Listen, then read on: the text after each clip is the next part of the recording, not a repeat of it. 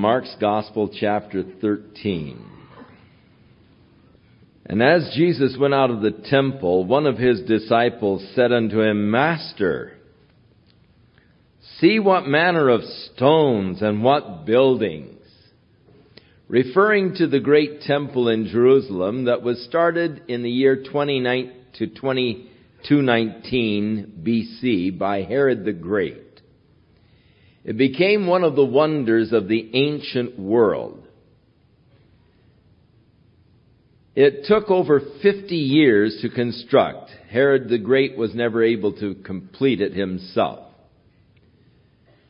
Herod the Great, as we have mentioned before, was fond of using great stones in his building projects.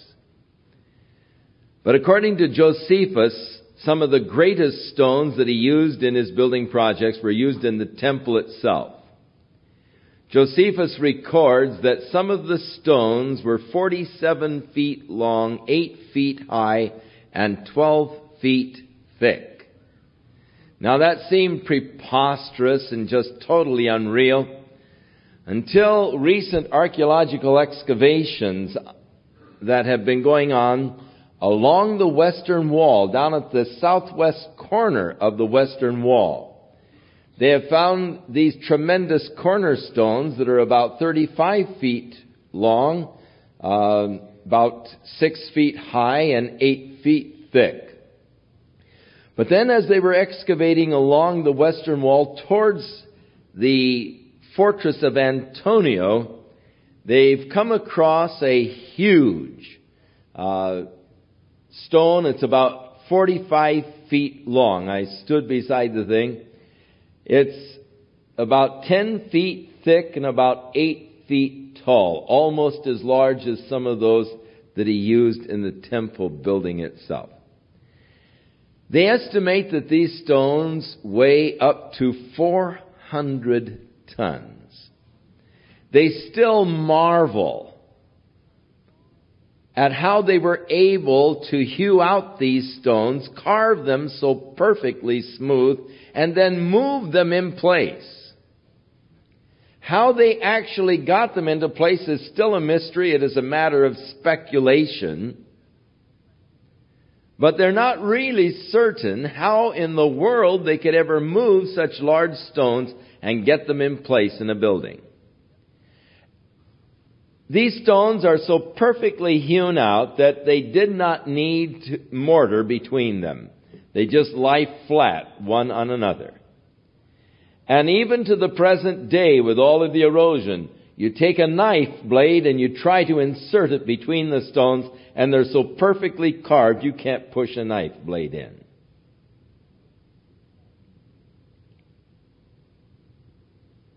The dome of the building was then covered with sheets of gold, so that in looking at the building, it reflected the sun, and it was just like, you couldn't really look at it if you were in that angle where the sun would reflect and hit your eyes. Brilliant building. One of the marvels of the ancient world. So as the disciples were coming out of the temple, they were noting these huge stones and this marvelous building that was constructed by Herod. At this point, having begun some 20 years before the birth of Christ, and Christ now being around 33 years old, take off the 4 years that they feel is an error in the calendar, and you get there were about 47 years in construction at this point. So the building was pretty well complete. It only took another 18 years to finish it.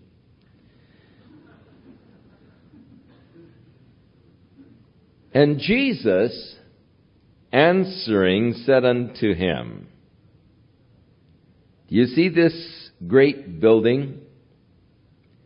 There shall not be left one stone upon another that shall not be thrown down. Now, I imagine that particular prediction seemed rather preposterous to the disciples. However, some 40 years later, when Titus came in and conquered Jerusalem, once they were able to enter the city, the last citadel, the strongest fortress, was the temple itself, the strongest building in the city. And so many of the Jews fled to the temple in order to hold off the Roman legion from within the temple. Titus ordered that they just not destroy the temple, but to leave it intact. However, some of the Roman soldiers, drunken, began to fire arrows at the temple, flaming arrows, and the temple caught fire, and the Jews inside were cremated. But the intense heat of the fire melted the gold of the dome, and it, being melted, came on down and filled the cracks of the stones. And so then the Roman troops, in order to loot the gold, took the temple down stone upon stone until the prophecy of Jesus was literally fulfilled. Not one stone was left standing upon another. As you go to Jerusalem today and you look down into the excavations in the Tyropian Valley, you can see in one area where they have dug all the way down to the Roman road that was there at the time of Christ. And there on that Roman road at the time of Christ, you can see huge stones lying just as they were broken, as they were pushed over from the Temple Mount. Probably some of the temple stones that were pushed over and filled the Tyropian Valley, and you see them lying just as they fell. Mute testimony to the accuracy of the prediction of Jesus Christ. For exactly as he said, not one stone was left standing upon another. Now it should be noted that he made that prediction of the Herodian temple. They do feel that there are probably foundation stones of Solomon's temple still existing somewhere on the Temple Mount.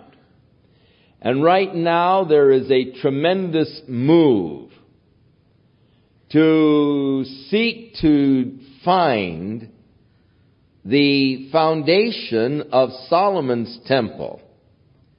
And Stanford Research Institute has been hired to use a radar-type devices to probe under the surface of the Temple Mount and to make a model showing the tunnels and the foundation stones, and they're able to distinguish these things with this new type of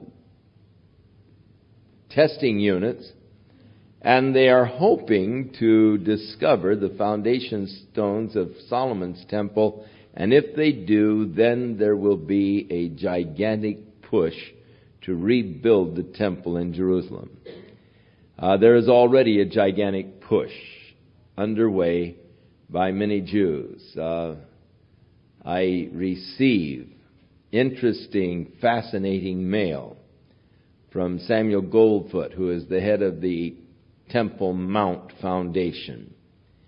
And this man and his group have dedicated their lives to the rebuilding of the temple, which of course is extremely exciting from a biblical, prophetic standpoint.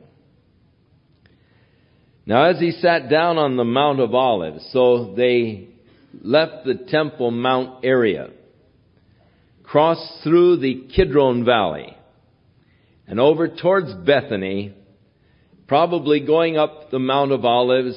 it is a pretty steep mountain going up, and it isn't bad idea to stop and rest halfway up or more. And so he went over with his disciples to the Mount of Olives, and he sat down. And Peter and James and John and Andrew asked him privately, "Tell us, when will these things be?" That is, the destruction of the temple. "And what will be the sign when all these things shall be fulfilled?" Or the completion of prophecy. And Jesus answering them began to say, "Now take heed, lest any man deceive you." The first thing that Jesus warned against were deceivers. It is interesting how that all the way through the New Testament, the church was warned of deceivers, warned of false prophets. That has been the curse of the church. Men who have sought to profit off of the gospel of Jesus Christ, sought personal profit and gain.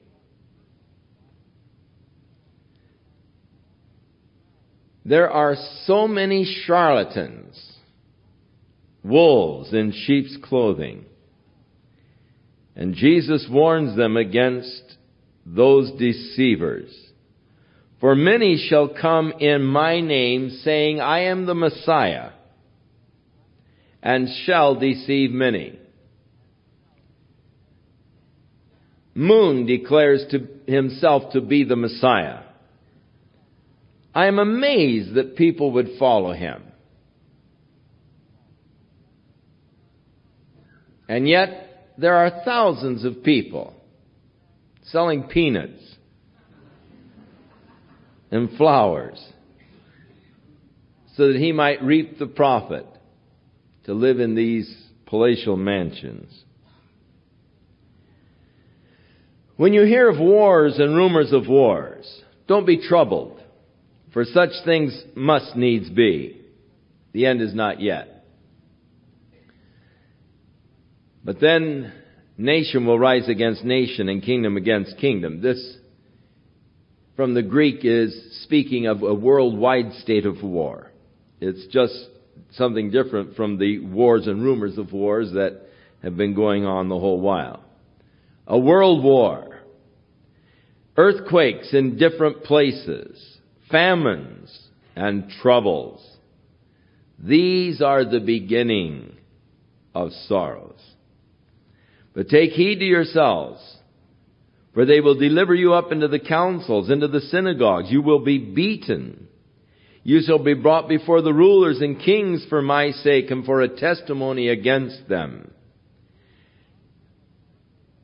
And the gospel must first be published unto all nations.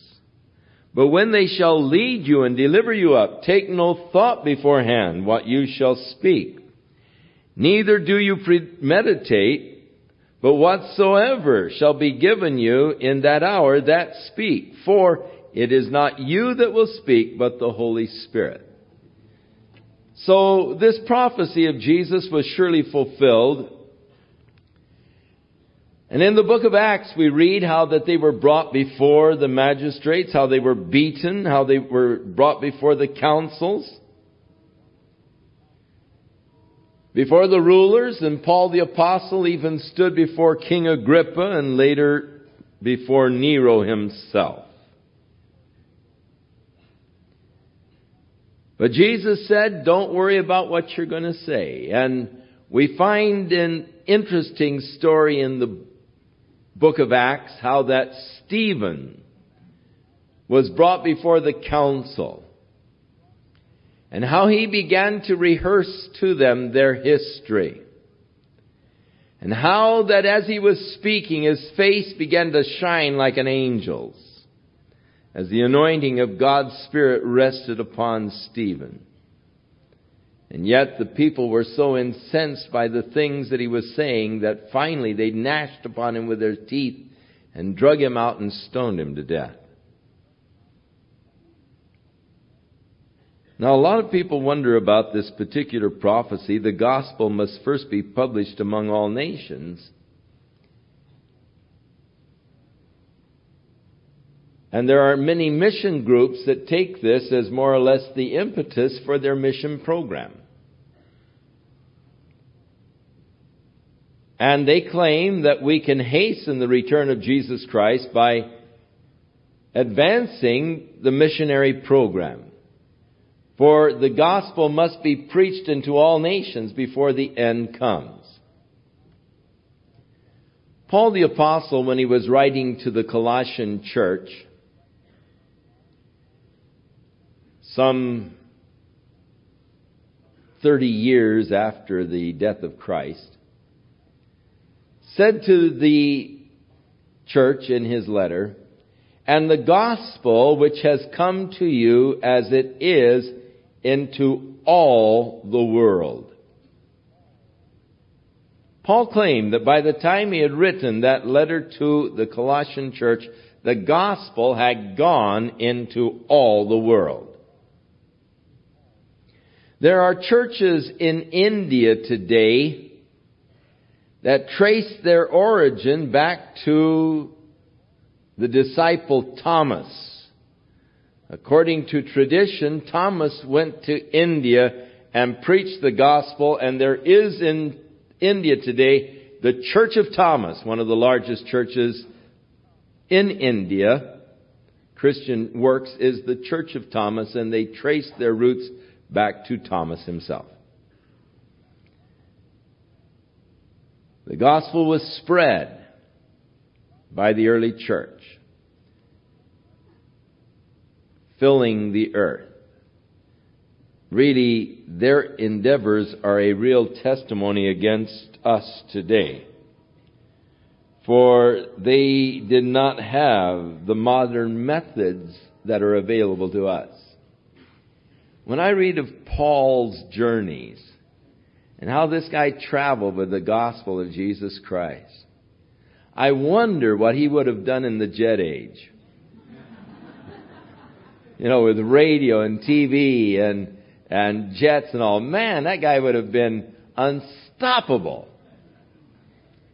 Because he had to walk and take boats and so forth and all. And yet the territory that fellow covered.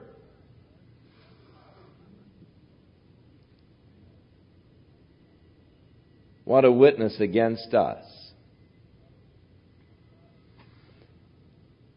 Now, not only did Paul say that the gospel was preached into all the world by the time he had written to the Colossians, but in the 14th chapter of the book of Revelation,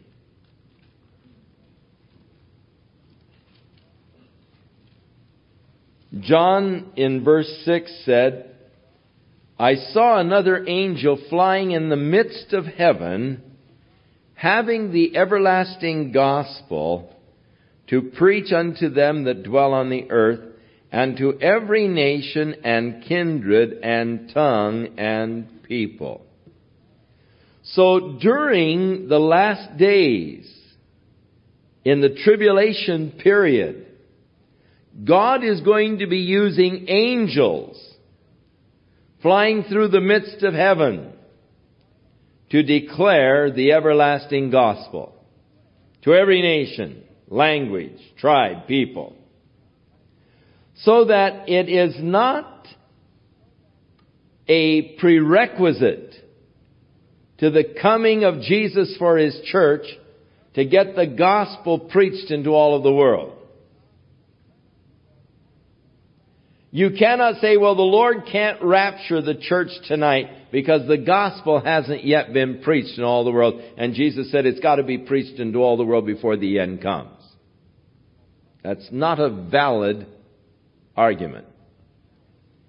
Because the gospel will be preached and this prophecy of Christ will be fulfilled, but not necessarily by the church. And Jesus didn't say that they were going to have to proclaim the gospel. He just said it would be proclaimed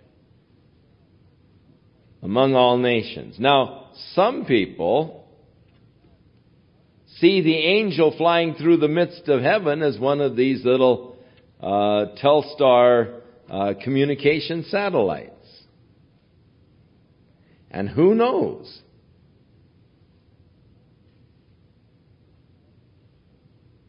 When John saw this thing flying through the midst of heaven and preaching to everyone all over the world. Who knows? But John thought it was an angel. When in the vision he saw this thing going and the voice was coming to all men with the gospel. We're in negotiations that have been talking to men about putting Word for Today on a satellite radio communicator. And it can be beamed up to it and can be picked up all over the world. In fact, they're talking about little receiver sets that they can make to operate on solar energy, so that for just a few dollars they can make these little receivers that will be tuned only to that particular satellite. And the natives anywhere in the world can set out the little radios, and catching the energy of the sun can listen to the broadcast. And at night, all they have to do is take a lead wire and put it in the fire, and enough energy will be generated between the cold part and the hot part of the wire to operate the little radio at night. Amazing, the things that are being developed today. Tremendous means of getting the gospel into all the world. Now Jesus said, a brother will betray the brother to death, the father the son. The children shall rise up against their parents and shall cause them to be put to death. And you will be hated of all men for my name's sake. But he that shall endure to the end, the same shall be saved. But when you shall see the abomination of desolation spoken of by Daniel the prophet standing where it ought not, let him who reads understand. Then let them that are in Judea flee to the mountains. Now Jesus is pleading for understanding of this. In the book of Daniel, chapter 9, he refers to the abomination of desolation.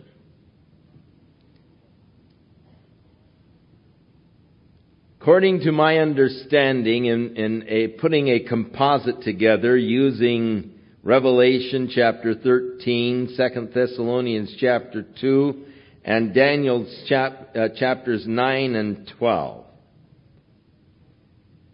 As I see and understand the abomination of desolation, according to the Scriptures, the Jews are going to rebuild their temple. It would seem that the treaties and arrangements for their rebuilding of the temple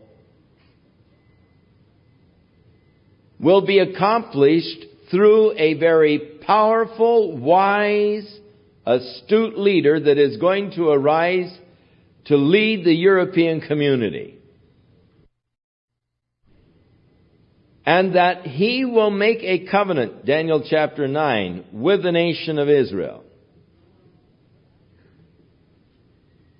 But after 3.5 years, he will break that covenant, and he will set up the abomination which causes desolation. In the 12th chapter of the book of Daniel, it says he will cause the daily prayers and oblations to cease. He'll stop the sacrifices that the Jews have reinstituted. According to Paul in 2 Thessalonians chapter 2, he is going to come to the temple of God and show that he himself is God and demand to be worshipped as God. And he will show all kinds of miracles and signs and wonders. so that if possible he will deceive even the elect. According to the 13th chapter of the book of Revelation, he will cause an image to be made of himself, and this image will be placed within the temple. And people will be required to worship this image. And he has power to put to death those that would refuse to worship the image. So Jesus said, let him who reads understands. When you see the abomination of desolation standing where it ought not, that is, the abomination which causes desolation. This is the thing that will cause the desolation or the destruction of the great tribulation period, the last 3.5 years. The whole sequence of this wrath of God being poured out upon man will be triggered by this ultimate blasphemy. As this man of sin, the son of perdition, stands in the Holy of Holies of the rebuilt temple in Jerusalem, and there blasphemes the God of heaven, and declares that he is God and demands to be worshipped as God. That is the final straw of man's rebellion against God, and God will begin his move to judge the world in order that he might establish his new kingdom, the kingdom of righteousness and joy and peace. This will be the trigger that will usher in the 3.5 years of the great tribulation period. So, Jesus makes reference to it. When you see this abomination of desolation that is spoken of by Daniel the prophet, standing where it ought not, let him that reads understands, then let them that are in Judea. Notice he's speaking not of the United States. He's not speaking of the church. Those that are in Judea, let them flee to the mountains. And let him that is on the housetop not go down into his house, neither enter to take anything out of his house. Let him that is in the field not even go back again to take up his garment. But woe to them that are with child and to those that are nursing in those days. And pray that your flight will not be in the winter. For in those days there shall be affliction, such as was not from the beginning of the creation, which God created unto this time, neither shall be. This is the time of the greatest tribulation the world will ever know in its history. Even worse than the flood of Noah's day. Even worse than the destruction of the cities of Sodom and Gomorrah. Never has the world seen anything to equal what is going to transpire during this 3.5 year period. Today, with the strong anti-nuclear movement, all kinds of horrible scenarios are being imagined. The problem is, these scenarios are all possible with the weapons that we have today. Surely a worldwide war with the use of nuclear weapons could bring to pass the whole scenario as is pointed out for us in the book of Revelation. This tremendous devastation. However, this destruction and tribulation that is coming will not necessarily result from man's devices, but is coming as a direct judgment of God upon the earth. And God will be involved in the judgment that is going to fall.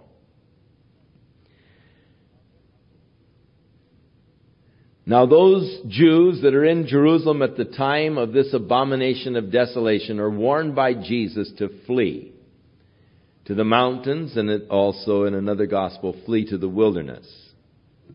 In the book of Revelation, chapter 12, John talks about the woman, the nation Israel. And he said, and she was given wings of an eagle to bear her to the wilderness, to a place that has been prepared for her, where she will be nourished for 3.5 years. So during the time of the Great Tribulation, those Jews that heed the warning of Jesus in Judea will flee to the wilderness area that God has prepared for them, where God will provide and take care of them for that 3.5-year period of the Great Tribulation.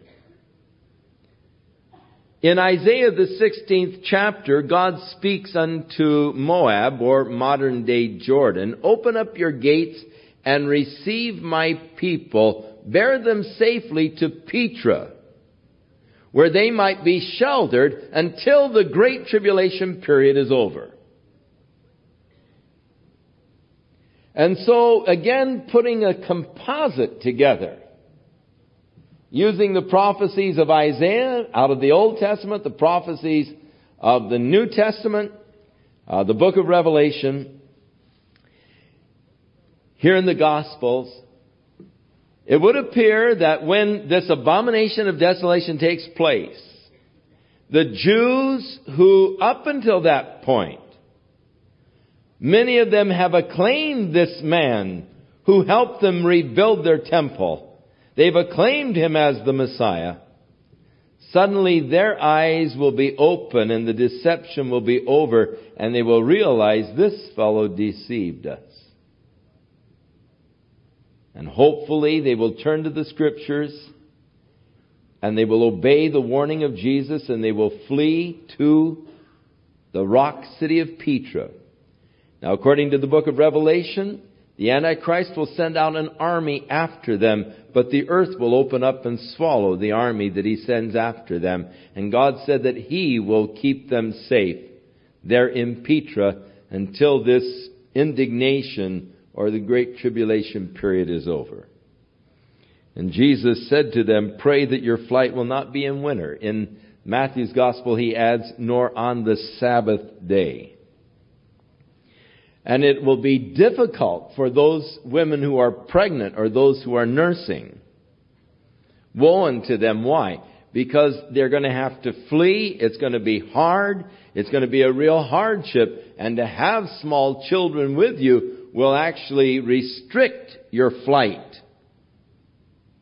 And it will be difficult. So it's just a woe to those because of the difficulties that they are going to experience during this period.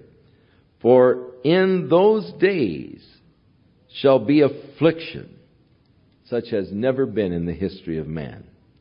And except that the Lord had shortened those days, no flesh should be saved. But for the elect's sake, Israel, those whom he hath chosen, he will shorten the days." The Lord speaks here of a period in man's history when, unless the Lord would shorten the days, man would have the capacity of destroying himself. No flesh would remain. But God, for the elect's sake, those who he has chosen, will shorten those days.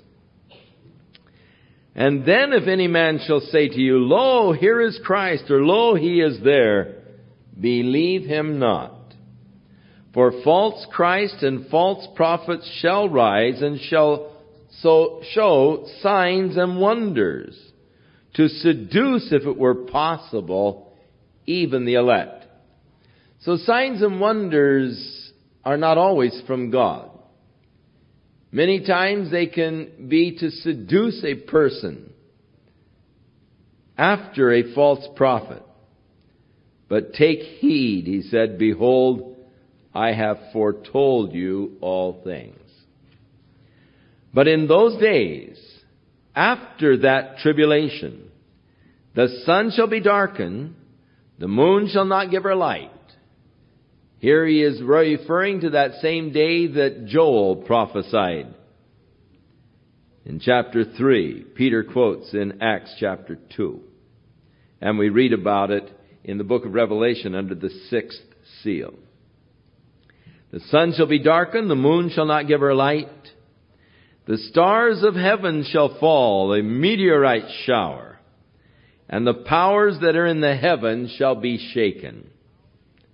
And then shall they see the Son of Man coming in the clouds with great power and glory. Oh, glorious day. After the tremendous Holocaust, when the world is almost destroyed, the glorious return of Jesus Christ coming in the clouds with great power and glory.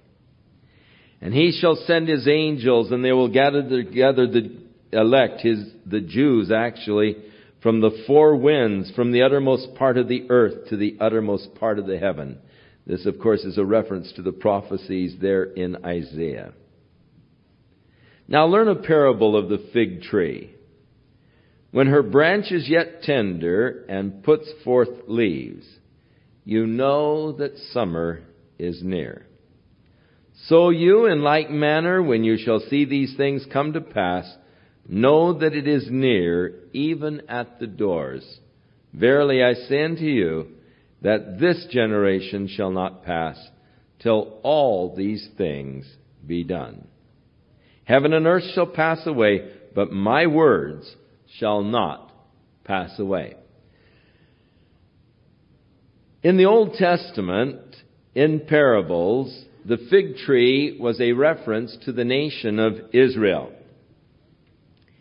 In Jeremiah, the 23rd chapter, God likens the nation of Israel to a basket of rotten figs that are so rotten that they have no value, only to be thrown away and destroyed. Chapter 24 of the book of Jeremiah. And then over in Hosea, the 9th chapter and the 10th verse, God makes again a reference to the nation of Israel as a fig tree, where the Lord declares,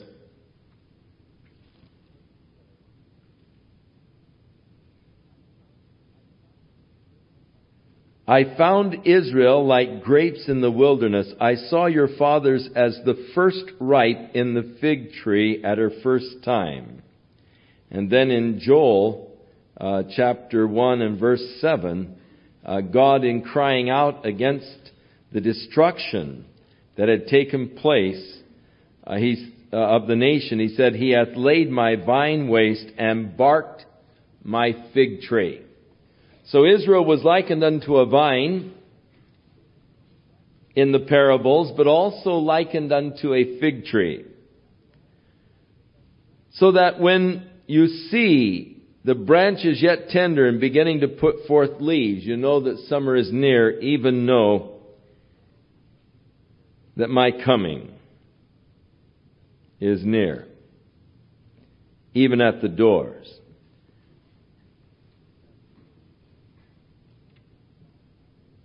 Many Bible scholars believe that this reference is to the rebirth of the nation of Israel. And that generation that saw the rebirth of the nation Israel would be the final generation. I think that there is great validity in that interpretation. Now Jesus declares how His word is going to stand. Heaven and earth will pass. The Bible tells how that the heavens are going to be folded up, and the earth is going to melt with a fervent heat. But my words, He said, shall not pass away. The eternal word of God. But of that day and that hour knoweth no man. No, not the angels which are in heaven, neither the Son, but the Father. Jesus, as we said, when he came to the earth, took upon himself limitations. Deliberately took upon himself limitations. He was God manifested in the flesh. But by virtue of coming in a body of flesh, while he was in the body of flesh, he could not be omnipresent. He was restricted, as is a body of flesh, to locality. And there were other restrictions that he took while in a body. And there was a restriction in actually the knowledge of the day that he would return. He said, I don't even know that. No man knows it. Only the Father. Now that he is glorified again with the Father, he no doubt knows it. But while in the restrictions of the body, that was a part of the restriction while existing here on the earth in a body. It is sheer folly and presumption for any man to pretend that he has some divine revelation or some insight into the Scripture where he knows the day and the hour that the Lord is coming.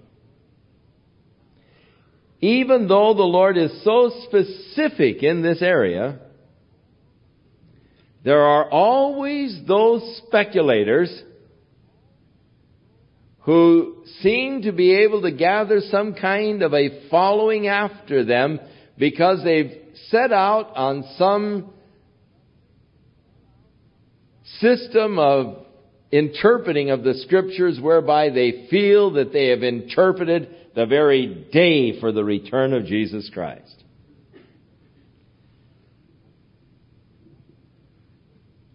Back in 1843 or so, Reverend Miller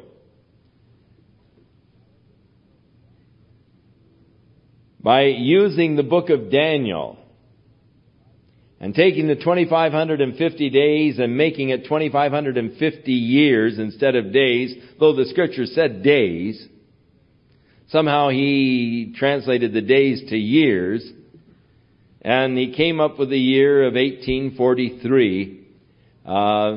That's when, the abomination took place, and so until that time, 2,550 years instead of days, there will be the cleansing. Well, he didn't bother to look at his history book and find out that exactly 2,550 days was when Judas Maccabeus actually cleansed the temple, and that prophecy was literally fulfilled to a day. And there is no merit or basis of making a day-year concept there, yet he did.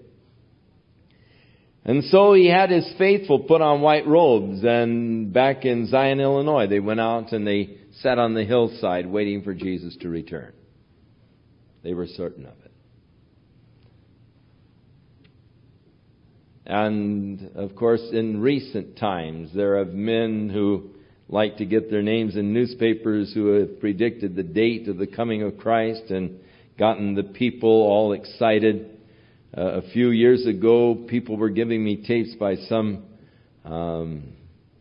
fellow that had predicted April the 1st of 1978, I think it was, for the coming of Christ. And then last year, that fellow down in Tucson, who had it all doped out to June the 30th, last year. And yet Jesus said, no man knows the day or the hour.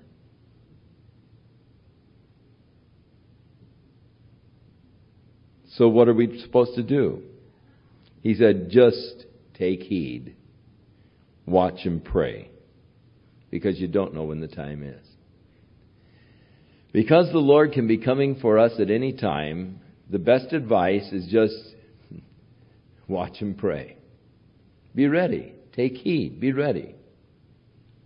You don't know when it's going to happen.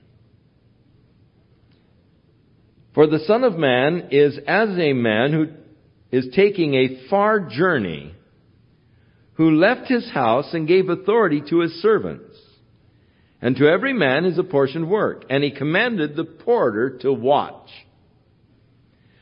Therefore he said, you watch, for you know not when the master of the house is coming, at even or midnight, or when the cock is crowing in the morning. Watch, lest he come suddenly and he finds you sleeping. And what shall I say unto you?